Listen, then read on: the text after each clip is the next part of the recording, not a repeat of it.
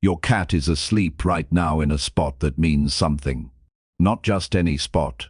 The spot, maybe it's the corner of your bed, or that one patch of carpet by the window, or the top of a laundry basket, that makes absolutely no logical sense to you. And here's the thing you've probably never stopped to ask. Why that exact place? Why not 3 feet to the left? Why not the more comfortable cushion sitting right next to it? What if that spot isn't random at all? What if your cat chose it years ago, maybe even the very first week you brought them home, because something happened there that told their nervous system, for the very first time, you are safe now? And what if that memory never actually fades? Not really, not ever. Most people assume cats live entirely in the present moment. Feed them, pet them, and whatever happened yesterday is forgotten by tomorrow. But animal behaviorists have spent years studying feline memory, and what they've found quietly overturns that idea. Cats don't just remember events, they remember feelings tied to places, and those feelings can outlast almost everything else in their little world. Think about the day you brought your cat home, for a kitten or a rescue cat especially. That first day was terrifying. New smells everywhere, new sounds, no mother, maybe no littermates, no familiar territory to retreat to. Somewhere in that chaos, your cat searched for one thing above all else. A place that felt enclosed, quiet and predictable. Cat psychologists explain that this searching behavior is instinctive, rooted in the same survival logic that made their wild ancestors seek out den-like spaces to avoid predators. Your cat wasn't just looking for comfort, they were looking for protection. And when they finally found it, something happened in their brain that most owners never think about. That first safe space became linked, permanently, to a drop in stress hormones.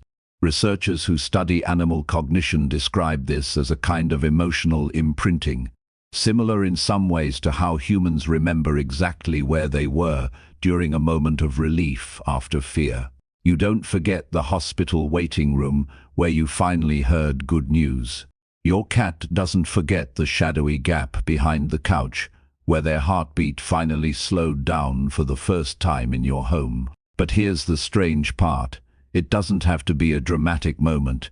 It can be something as small as a sunbeam hitting the same patch of floor every afternoon, paired with the sound of your voice nearby. Cats build associations quietly, without any need for a big event. Comfort repeated in the same location, even gently and gradually, is enough to wire that location into long-term emotional memory. Now think about your own cat's favorite napping spot. Is it near a window, close to where you usually sit, somewhere elevated, where they can see the room but not be seen easily? Almost none of these choices are accidental. Veterinarians who study feline behavior often point out that safety in a cat's mind is built from a mix of scent, sound, and sightline. A location that checks all 3 boxes gets locked in as good far faster than one that only feels physically comfortable.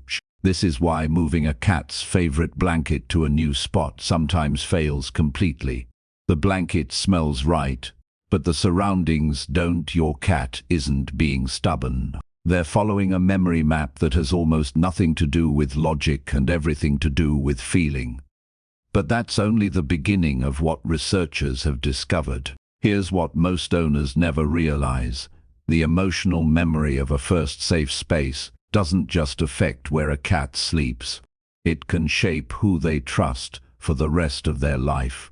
Imagine a kitten who spent their first frightened hours hiding under a bed, and the only person who came looking for them, speaking softly, not grabbing, just sitting nearby, was you. That single interaction can become the emotional template your cat measures every future person against.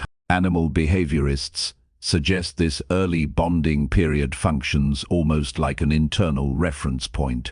Calm voice, non-threatening posture, patience instead of pressure. Every stranger who approaches your cat afterward is unconsciously compared to that first safe encounter. This explains something a lot of cat owners find puzzling. Why does your cat trust one visitor instantly while ignoring another who seems equally friendly? It's rarely about who tries hardest. It's about who unknowingly echoes that original safe pattern. And it goes even deeper than people. Locations themselves carry that same weight. Studies on stress recovery in animals show that returning to a familiar positive environment can lower cortisol levels measurably faster than being placed somewhere unfamiliar, even if the unfamiliar space is objectively nicer. Your cat isn't choosing the shabby cardboard box over the plush new bed because they lack good taste. They're choosing the box because their nervous system has already tested it and confirmed over and over that nothing bad happens there. This is one reason older cats sometimes seem stuck in their ways. It's not stubbornness. It's an accumulated library of proven safe locations, and every one of them took time, sometimes months, to earn that trust. Now, here's something surprising that changes how you might see a rescue cat's behavior. Completely. Rescue cats often arrive carrying invisible maps, built from very different experiences.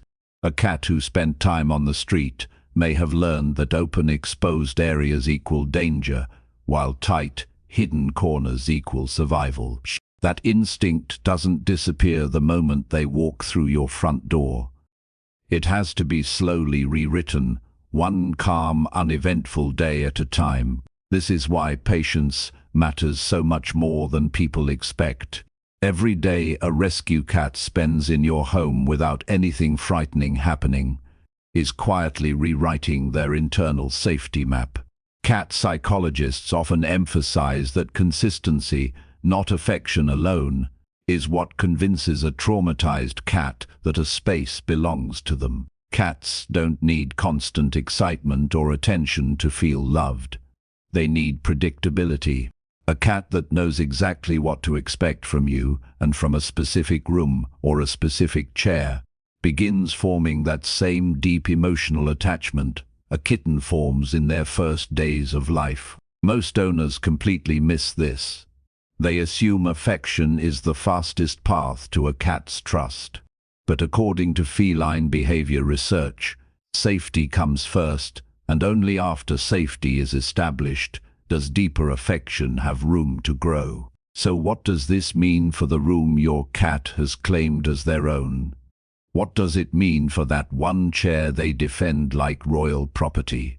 It means, in a very real sense, that Spot is emotional evidence, proof collected slowly over time that nothing bad happens there, proof that you didn't yell, didn't create chaos. Every quiet nap in that chair is your cat reaffirming a decision they made possibly years ago. Here's something even researchers find fascinating. This emotional mapping doesn't fade with age the way some memories do. If anything, it often strengthens.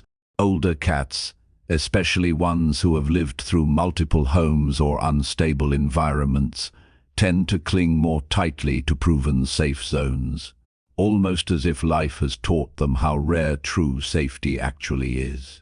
This tiny detail changes everything about how you should think about moving furniture, rearranging a room, or even relocating to a new home. It's not about the physical space itself, it's about rebuilding an emotional map from scratch.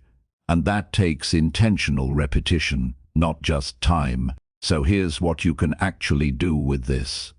If you want to strengthen your bond with your cat, or help a nervous or newly adopted cat settle in faster, focus on repetition over grand gestures. Sit near the same spot at the same time each day. Use a calm, familiar tone of voice. Avoid sudden movements near their chosen safe zone.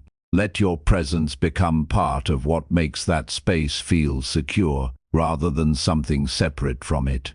If you're introducing a new cat to your home, resist the urge to give them the whole house immediately. A smaller, quieter space that stays consistent day after day will build trust far faster than an overwhelming amount of freedom too soon.